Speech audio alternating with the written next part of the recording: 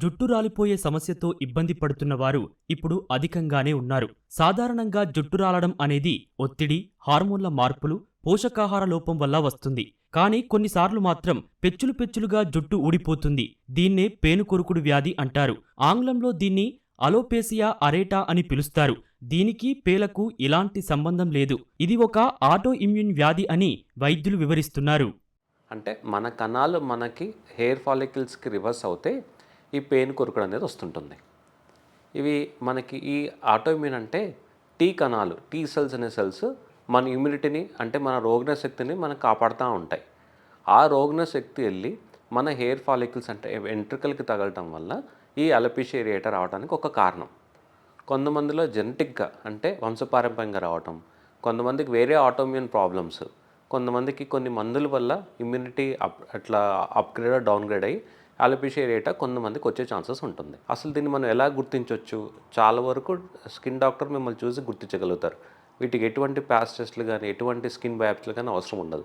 కానీ మైక్రోస్కోపింగ్గా మనం చూస్తే ఫంగల్ ఇన్ఫెక్షన్ నుంచి మనం దీన్ని డిఫరెన్షియేట్ చేయాలి. అంటే ఈ ప్యాచ్ టైప్ అలోపేషియా ఏరియేటా కొంతమందికి ఫంగల్ ఇన్ఫెక్షన్స్ లాగా కూడా ఉంటుంది.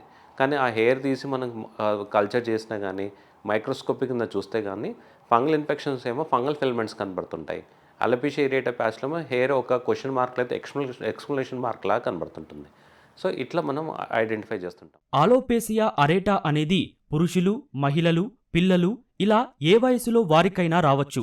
ఈ సమస్య గురించి ప్రజల్లో ఎక్కువగా అవగాహన ఉండదు. అందుకే ఇది ముదిరిపోయేదాకా వైద్యులను సంప్రదించరు. కొన్నిసార్లు జుట్టు అంతా పూర్తిగా రాలిపోతుంది. అయితే ఇది ప్రాణాపాయ సమస్య కాదు. సరైన ట్రీట్మెంట్ తీసుకుంటే జుట్టు తిరిగి పెరుగుతుంది. మరి ట్రీట్మెంట్ విధానాలు ఎలా ఉంటాయి? చిన్న చిన్న ప్యాచెస్కి ఫస్ట్ మేము స్టెరాయిడ్ క్రీమ్స్ కానీ, ట్రాక్లిమస్ ఆయింట్మెంట్స్ కానీ, జాక్ ఇన్హిబిటర్స్ క్రీమ్స్ కానీ, లేకపోతే హెయిర్ టింక్చర్స్ అనే లోషన్స్ ఒక పద్ధతి ప్రకారం ఇస్తుంటాం. ఈ alopecia areata vitamin D deficiency వల్ల కూడా కొంతమందికి ట్రీట్మెంట్ రెస్పాన్స్ కాకుండా ఉంటారు. సో వాళ్ళకి వైటమిన్ డి ఇవ్వటము, దాని వరకు మనకి ఈ క్రీమ్స్ తోటి చిన్న చిన్న ప్యాచెస్లో హెయిర్ వచ్చేస్తుంటాయి.